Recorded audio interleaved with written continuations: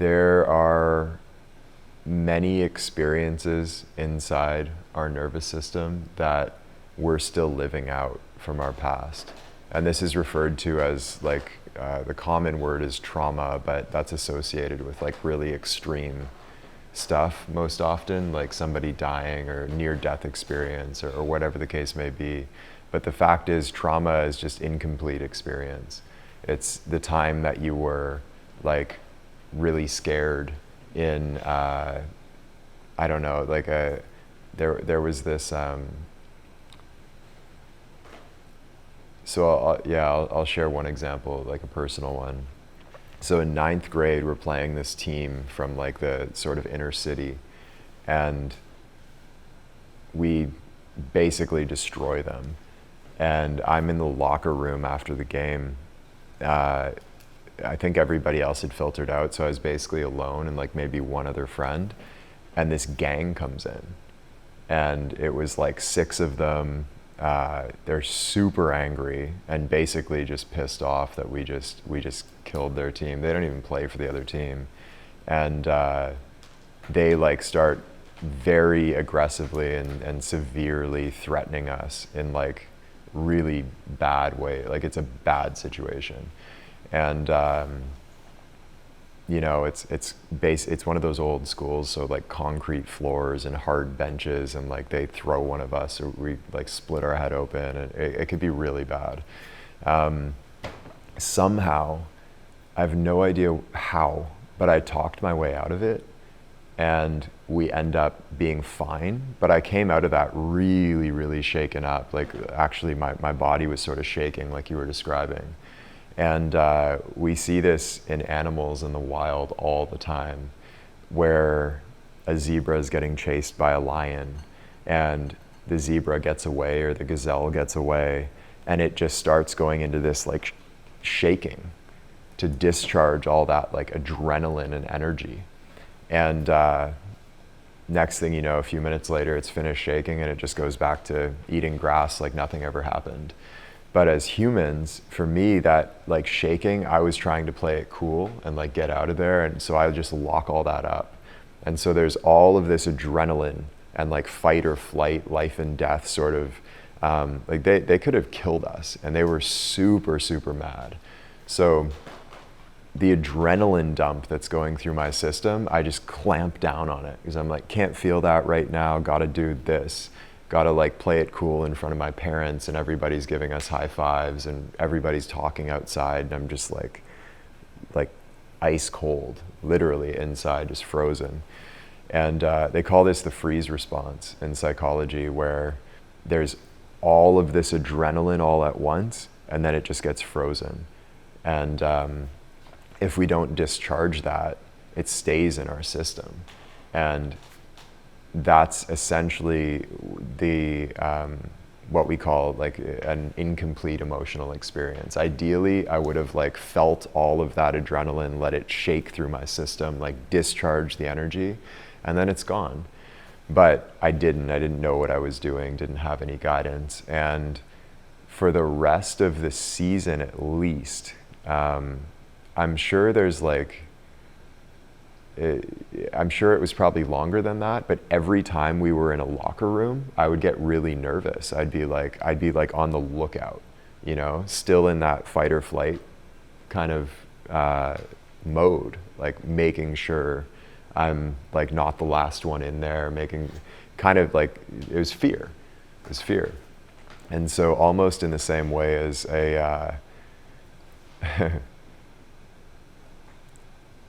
when you take an Instagram photo or something and use a filter, I don't even know if Instagram does this. When you put a filter on a photo, it changes the tone, and you can put it to black and white, and suddenly this looks like a melancholy sort of scene, or you tint it red and it looks a little bit hotter. Like maybe the emotional equivalent of that would be anger, or melancholy black and white would be sadness.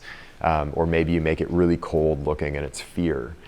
But it's the emotional equivalent of having a frozen filter. Your phone can't take any other type of photo because the filter's frozen there, it's jammed.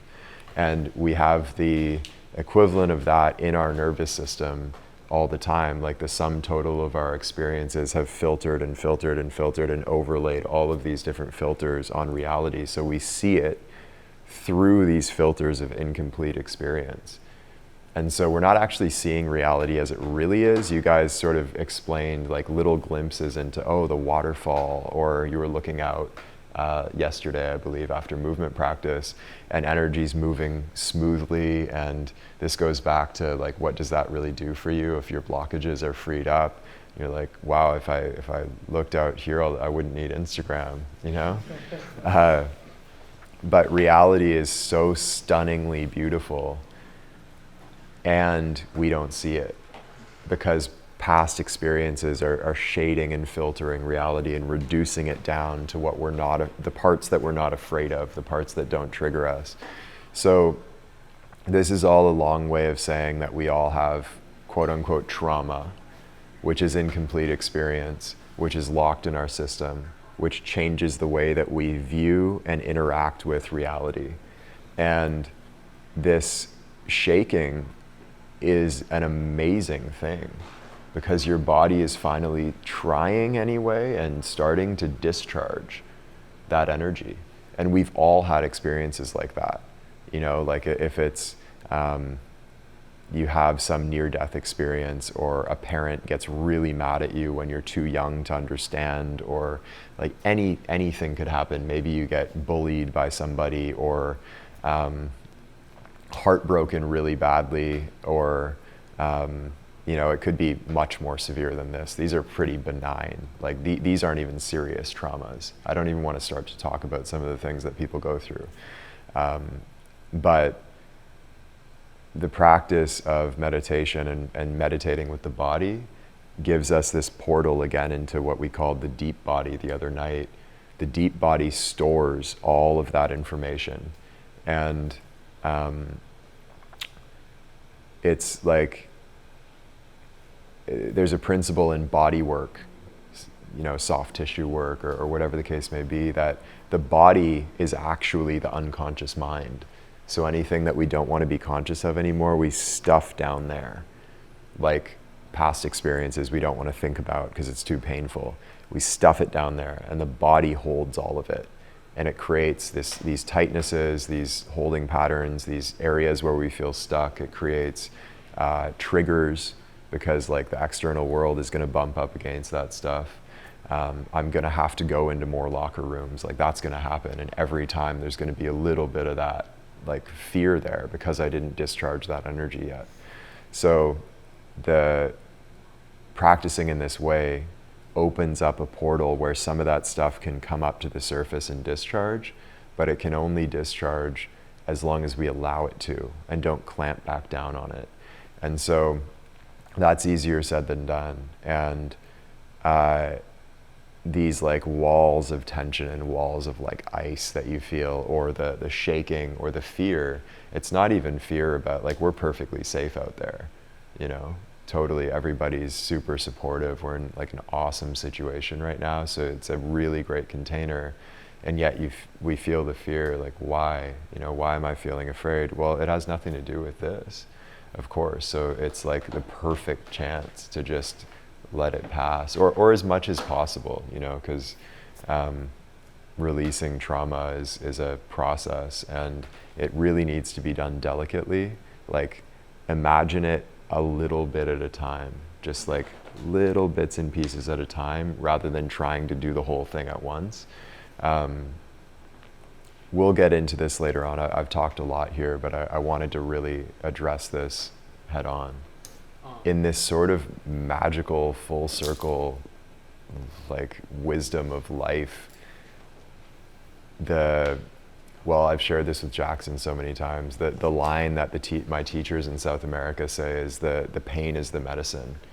And without the pain, there is no medicine. And it's in the transformation of our pain that we cultivate our own medicine that we then give to the world. And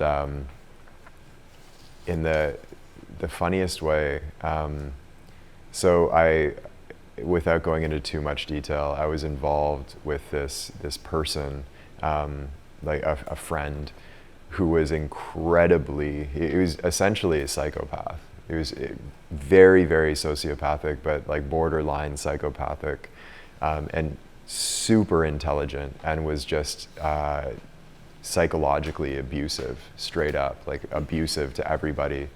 And it's really sad because he's one of the most gifted people I've ever met, but now he's a full-blown addict, a junkie, and his life is just in ruins. Nobody wants to talk to him, spend time with him, and this was one of the like most interesting, unique, intelligent people I'd ever met, but just under the surface had this stuff that was dark.